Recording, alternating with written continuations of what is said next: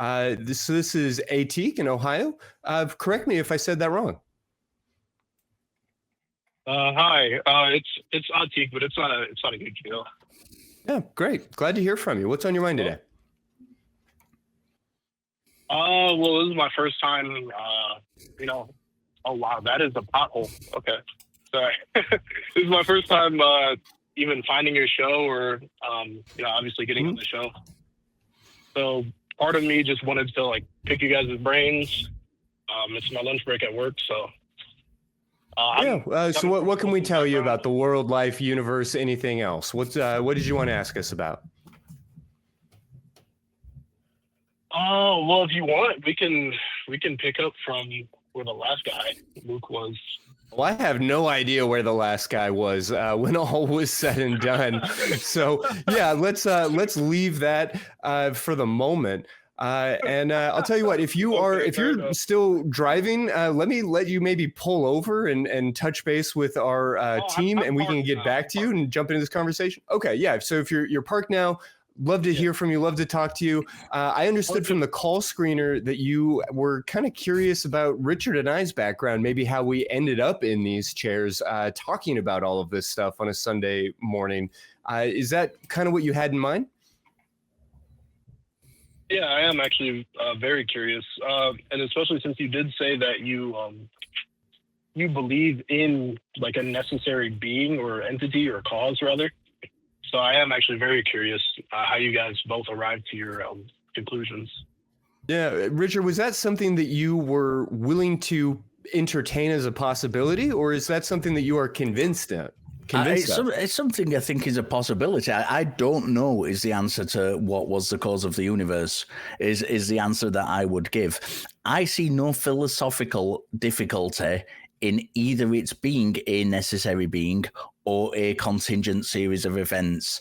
I am not swayed either way. I do not have a solid opinion either way. I think there are points to make for each argument of that. I don't know is my answer to that. I'm not convinced it's a necessary being.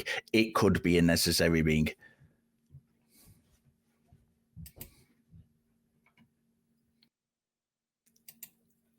Atik? I got it. Yeah, so it does kind of circle back to a question that did come out of the previous call, which is it okay for us to say, I don't know? Does that mean that we automatically forfeit? And so therefore there has to be a God, or there has to be a whatever else.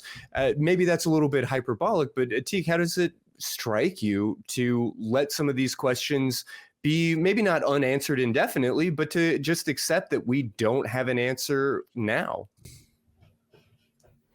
Well, for an individual to say that he or she doesn't know the answer to these existential questions, that is perfectly fine, so long as said individual is open to hearing other people's worldviews, which, I mean, of course, you guys seem to be. I was going to say, yeah, if you find yourself in that position, what I would personally recommend is hosting a weekly show where you ask people what they believe and why, so that, should that evidence come available, you will be there to receive it. Right. So, I know that people often call up like, well, you're not going to believe anything I say anyway. And yeah, all right, that can be a self-fulfilling prophecy oftentimes. But, I know for myself that I did deeply have a relationship with God. I had a faith belief and a position on these issues that dramatically turned. And I'm not predicting another one of those, but I also would be really naive and kind of hypocritical if I denied the possibility of changing my point of view on really any issue, particularly one that is so significant to my life and my understanding of the universe. Blah, blah, blah, just to say, if somebody can show me meaningful evidence of God, if somebody can prove that God exists, I am very open to that information. Okay, so what do you consider to be evidence for the existence of God? Richard, I'll let you tackle that, but I'll say I maybe have a softer definition when we talk about this idea, because I'm willing to acknowledge that the feeling in your heart or the weird coincidence that you experienced is evidence of God. It's just not good evidence. And so I don't want to like take somebody's experience away and say that that's not real and that doesn't actually mean anything. But I do want to say that these coincidences, these like minor things that are easily explained away by other issues, they're certainly not moving or compelling evidence. So I would be looking for like novel predictions. I would be looking for things happening in the material world that we've never seen happen before. I don't want to limit it to those possibilities, but that's at least some considerations. Richard, what would be acceptable evidence for you? Yeah, I think I might disappoint Atik a little bit with my answer. I think, first of all, it's very important to, in this kind of conversation, say what evidence actually would mean, because there are different kinds of evidences for different things. For me personally, and evidence, and I've heard many theists say this, and I've had debates where theists have put this forward as the criteria for evidence. Saying evidence is something which raises the probability of a claim does not, for me, prove God exists. It's not good enough.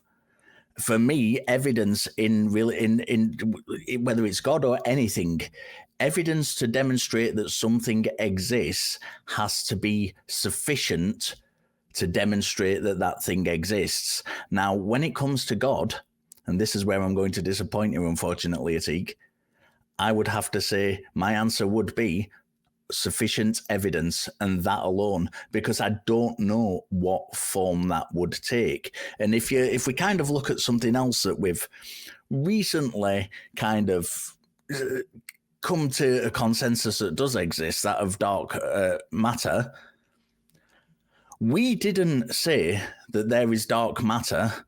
Let's look for the evidence which proves that exists. What happened is we saw inferences that something was at work. We actually saw evidence of something.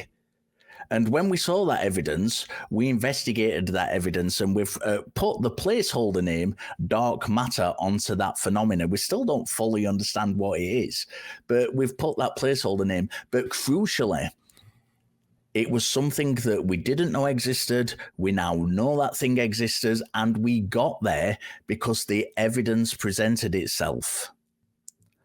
We didn't say, before we knew anything about dark matter, and actually the kind of first inference of dark matter goes back quite a long time. It goes back to about the 1930s, when we first started seeing little gravitational things which inference something.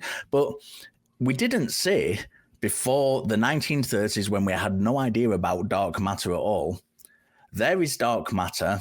Some people are convinced of it and some people aren't. What kind of evidence would convince you that dark matter was true?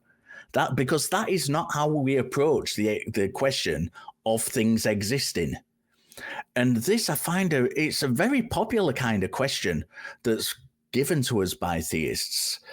And I think it's just the wrong question to ask, because I honestly do not know what evidence would be sufficient to convince me that God exists until I see evidence that is sufficient to convince me that God exists.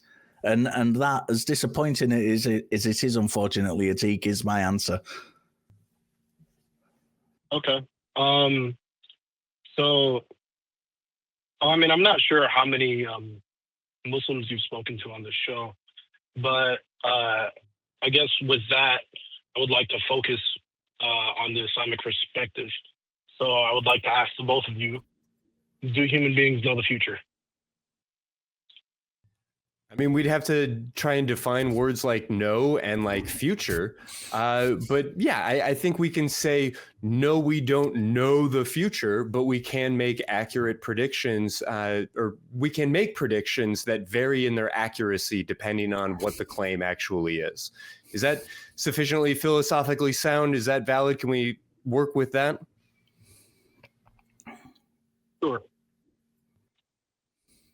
So from a Muslim perspective, And I don't know, are you guys able to look things up on air, or do you not do that? What I mean, do you we want may us to look potentially up? Google something quickly, but we'd like to have a conversation with you. It's not we'd like to understand what you understand. You're good. It's just because I want the possibility of me being fact checked to be there. That's the reason. But so of course, sort of like I'm sorry, I don't really know your names too well, but the first gentleman who was speaking, he mentioned that he would like to see, or he sort of implied that he would like to see some sort of like revelation or prophecy, right? So yeah, it's any novel prediction. Absolutely. Yeah. So the Islamic argument is that we have numerous predictions, numerous prophecies that date back to the time of the Prophet Muhammad sallallahu alaihi wasallam, peace be upon him. One of which prophecies is that the deserts of Arabia will return to being green, to return to being meadows and rivers. And this is actually a double prophecy, because at that time, obviously, the deserts of Arabia were deserts. And even now, they're still like sort of deserty. But this is a double prophecy because he says they will return. That means that they were once meadows and rivers, lands of meadows and rivers, and they will become meadows and rivers again. If you look at the so let's just stick with that Arabia, one. We don't need to go through a bunch of other prophecies. Okay. Let's use this as our test case, right? So let's say that a week from now, a decade from now, whenever we start to see more vegetation. It starts to become more lush in this area. It begins to return to a meadow. And over the course of my lifetime, we see a few bushes turn into a beautiful meadow ecosystem. That doesn't seem to be the trend or the direction as we look at climate change and some of these other issues. So that would be a very remarkable thing. It doesn't necessarily prove that Muhammad made that happen, or that he even predicted that it would happen in any sort of like magical way, because we see changes in ecology all the time. We see meadows turn into deserts, turn into meadows again. That happens through a very complex series of processes with tons of different factors, but we've witnessed it all over the world for as long as we've been recording and writing down that those things happen. Having it happen in that specific place is not any proof of the supernatural. What is remarkable is not the fact that it's happening. It's the fact that it was mentioned that it's happening, or that it will happen by a 7th century Bedouin who was not an ecologist. Why is that remarkable? And it actually. And why does it equate to a prophecy? So it equates to a prophecy because it is happening right now. If you look at satellite imagery of Saudi Arabia, of the peninsula, you will see that. Okay, Atik, let me stop you there. Let's stick with the kind of flow of the question. Why is someone making an accurate prediction of the future a prophecy? They are two very, very different things. Would you not agree that somebody making an accurate prediction about the future and a prophecy which is somehow supernatural in nature is a different thing? I'm saying that he had no way of knowing. He was not an ecologist. Right, okay, I'd like to kind of get back to the specific question I asked, because I don't feel that you answered that. Would you say that there is a difference between someone making an accurate prediction of the future and a prophecy which is supernatural in nature and contains foreknowledge of the future? There could be, yes. There is a bit of nuance there. Yeah, there's quite a lot of nuance there. And people can make accurate predictions and appear to make accurate predictions quite regularly, which have no supernatural kind of inference whatsoever. We see it week in, week out when people play the lottery and win. They are making predictions about the future which come true. That is not supernatural in nature. Or at least there's no kind of notion that it's supernatural in nature. It's just someone making a prediction about the future, which happens to come true. How do we distinguish between what criteria can we lay down to distinguish between a prediction about the future and an actual supernatural prophecy? What kind of criteria do you think we should be using to? So the criteria that we can use is, well, number one, whether or not the prophecy is specific, which in this case it was. That doesn't sound super specific, though, is it? Yeah. Like, there will be an environment, and that environment will change. Even if, like, I don't have the text in front of me, so I maybe should pull back on being sort of demeaning about it. But I really want to say that predicting that there's going to be an environmental change at some point, and then seeing an environmental change and saying, well, ha, is really no more impressive than saying it's probably going to rain tomorrow, and then it does. Yeah, that's from the perspective of a 21st century person who knows these things. What about a 7th century Bedouin? So the ignorance of the person making the claim is what makes it supernatural? I mean, in Richard's metaphor, the ignorance of imagining that your lottery numbers are going to win is, I guess, what makes that supernatural, right? No. So the argument... well, first of all, this is one prophecy of dozens. Do you mind? Yes, and if any one of those was perfect, we wouldn't be needing to have this conversation. So just finding one that works is great. Let's stick with this one for the moment. I'm going to lay out some criteria. So the reason why I bring that up is because if there is an insurmountable amount of evidence that none of these prophecies have been proven false, and all of the ones that Prophet had mentioned had either been proven. I want to just kind of lay out some criteria for what I consider would be good criteria for distinguishing a genuine supernatural prophecy from just somebody having an accurate prediction of the future, which is mundane. I'm going to list these criteria as an accurate criteria, and I want to know if you would agree with me or not. Okay, is that okay? Sure, but first, can I clarify? Are you saying that this prophecy that I mentioned to you is absolutely unremarkable? Yes, that's exactly what I'm saying. So, considering and given the context behind the person who made the prophecy, it doesn't matter. It's a prophecy.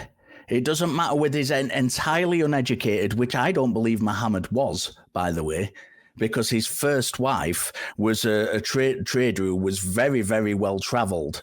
And he traveled around with her a fair bit. And I think he picked up a lot of information, which many Muslims say he couldn't possibly have known. I think it's perfectly reasonable to assume he knew this information. But let's stick with the subject at hand. I'd like to give you a list of criteria, which I think is necessary in order to distinguish that a prophecy is supernatural in nature and not just mundane. So a prophecy must be distinguished from guesswork.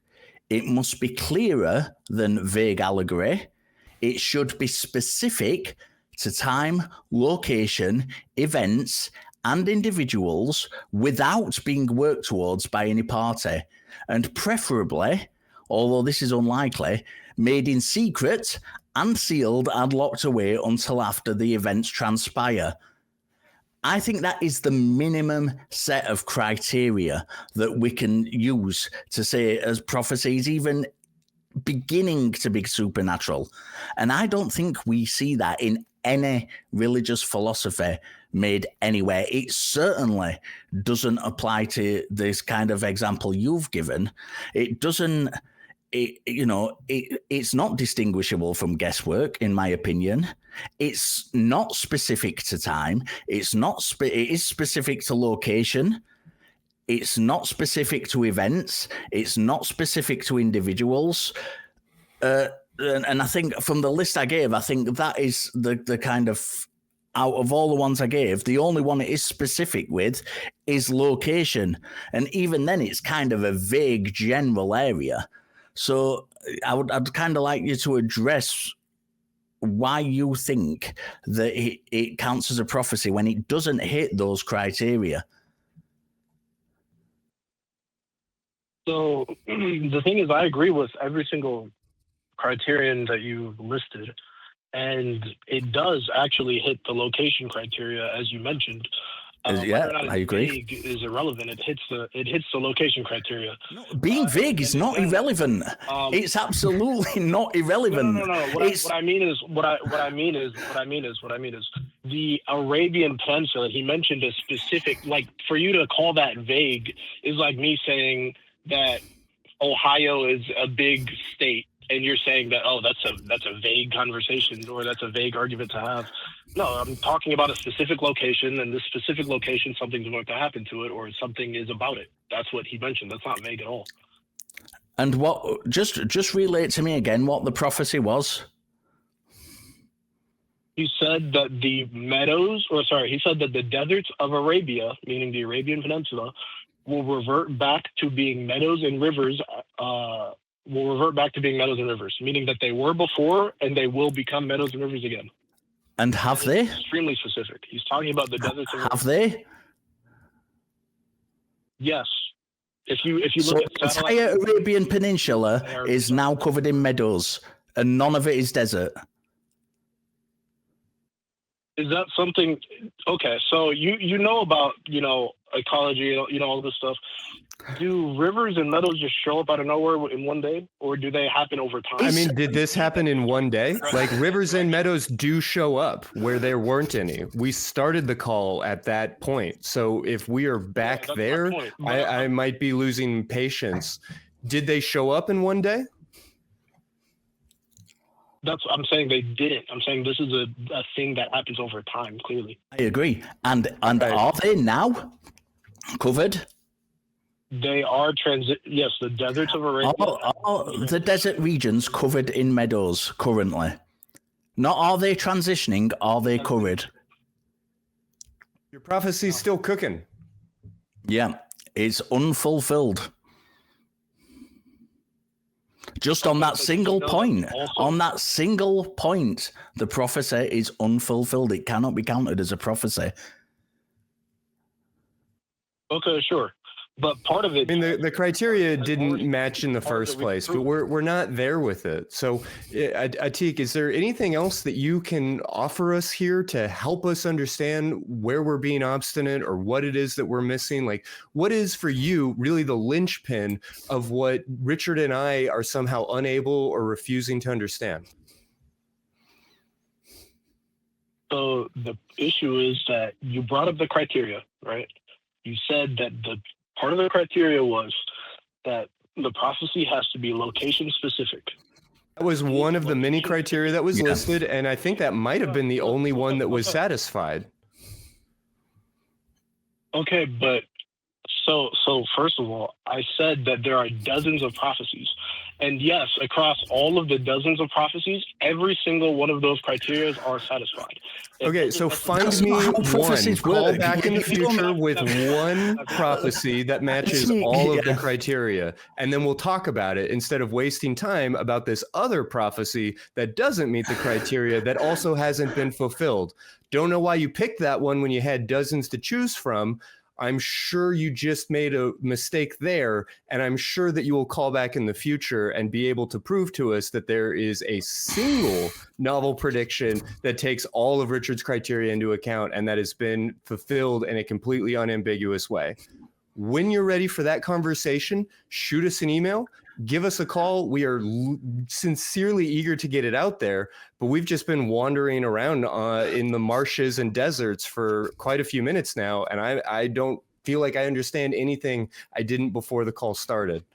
And before you go, Atik, I do want to say from a personal perspective, I appreciate it's the first time you've seen the show. I appreciate you calling the show. And please, especially when I am on, but I mean, feel free to call when any host is on. I'm sure they would be glad of your call, but especially when I am on, please do call back, because I don't get chance to talk about Islam enough, and I am studied in it. So I would love to have more conversations with you on the subject. Please do call. We don't have enough Muslim callers. I want more, and please start that trend and give us a call back. Sure. Can I ask one final question before I go? Of course. Okay, so You mentioned that you would like a singular prophecy, which I'm not saying that I don't have. But I mean, 1,000 is great, but one is sufficient. Well, hang on 1 second, though. Yeah, I didn't mean to interrupt you. I'm sorry. You want a singular prophecy that you're good. That covers all of those criteria, right? I think they are the minimum criteria for showing that it is a prophecy rather than just guesswork. Yeah, but I don't know if you're catching what I'm putting down. I'm asking you, do you want a singular prophecy that includes all of those criteria? It has to, or it is not a prophecy. This is exactly what I'm saying. It's no good to present. Right, okay, Atik, please listen, because this is really important. It's no good presenting. So let's say I don't know how many there is without looking specifically. Let's say I've just given you a list of 10 criteria. It's no good presenting a list of 10 prophecies where one contains one element of the criteria and one contains, because that's not what I'm saying. I'm saying an individual prophecy has to fulfill all of those criteria before it can be considered a prophecy. And that is the minimum standard. If you're just going to present 10 things, each one that has one of those criteria, that is entirely unremarkable. That demonstrates nothing whatsoever.